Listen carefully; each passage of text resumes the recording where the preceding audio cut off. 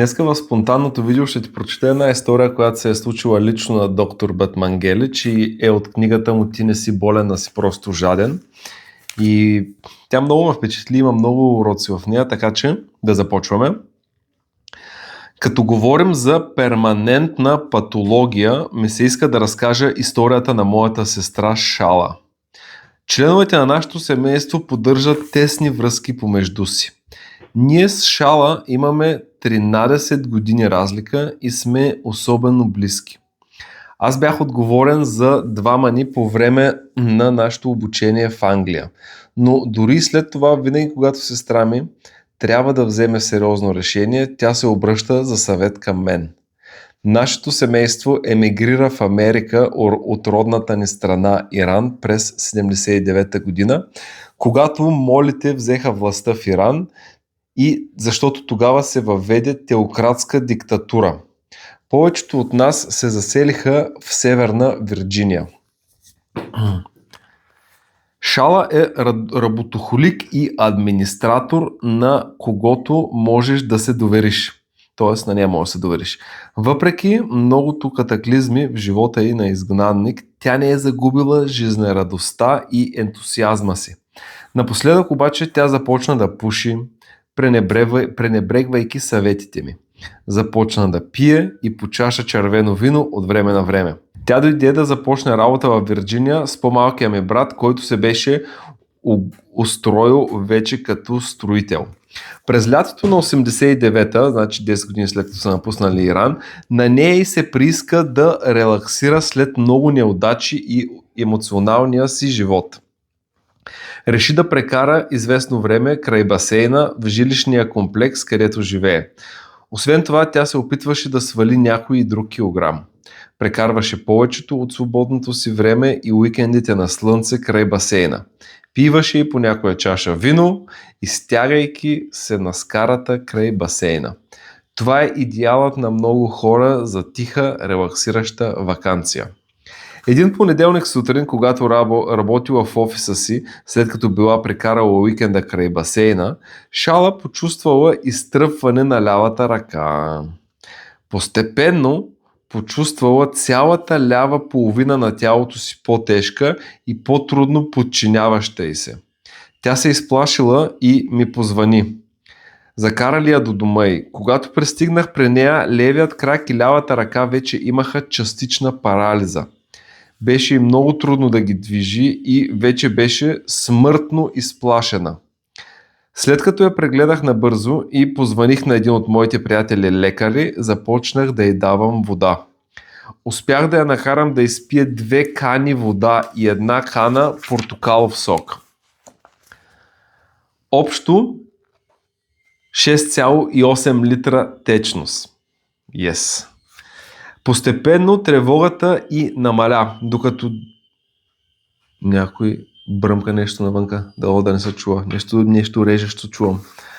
Докато дойде лекарят, слабостта в ръката й бе много намаляла и можеше да движи малко крака си, левия крак, който се бил схванал и не го чувствала. Сигурно си мислите, че е трябвало да извикам линейка и да настаня сестра си в интензивно отделение. Не го направих, защото знаех, че щяха да й включат една инфузионна система и докато чака да й обърнат повече внимание, щеше да получи други усложнения. Много умно от негова страна. Вкъщи подобрението й вървеше бързо и при вечер беше се почти оправила.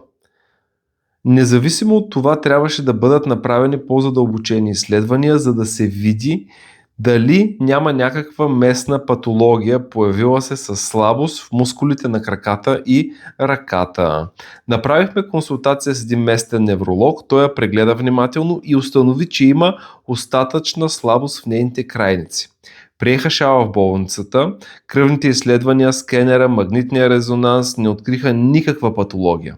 Тогава решиха да я направят ангиография на мозъка. Нямам идея какво е това. Ангиография на мозъка, за да се изключи кървяща аневризма на мозъчна артерия. Процедурата бе извършена на следващия ден. Артериите й се оказаха съвсем чисти. Нямаше аневризма, нито плаки, нито запушвания. Нямаше нищо, което да обясни временната слабост на лявата половина на тялото й.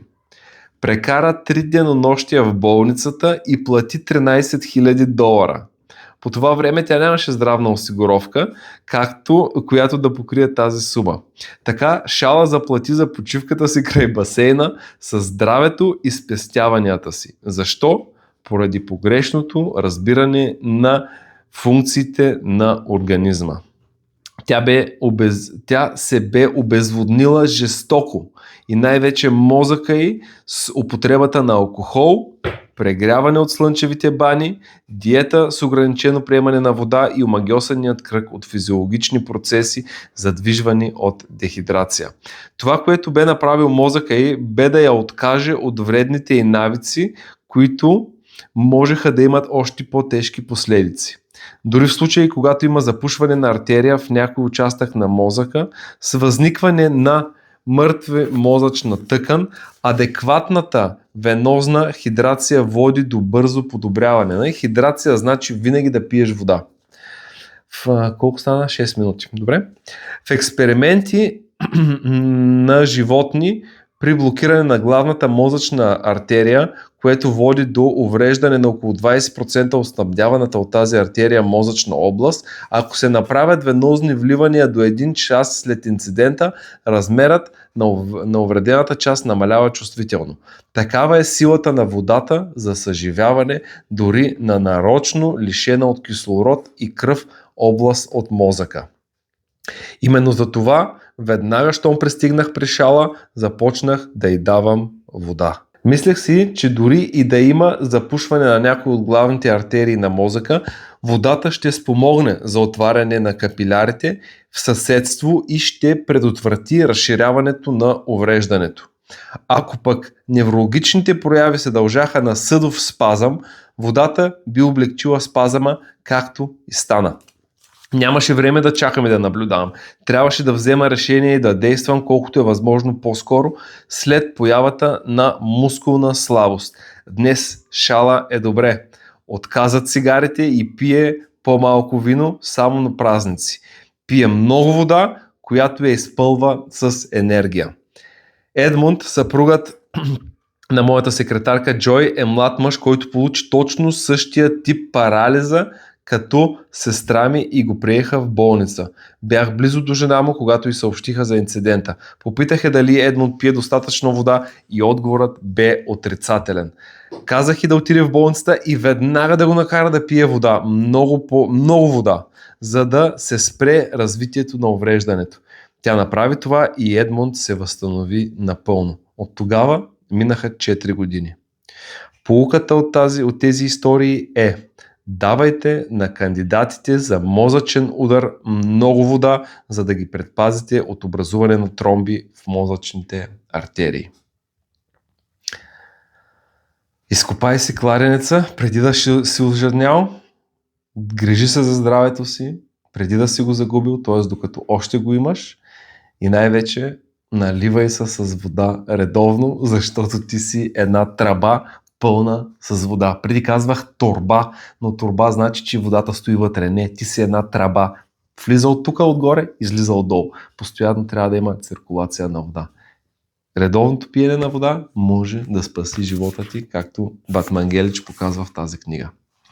Благодаря и до утре.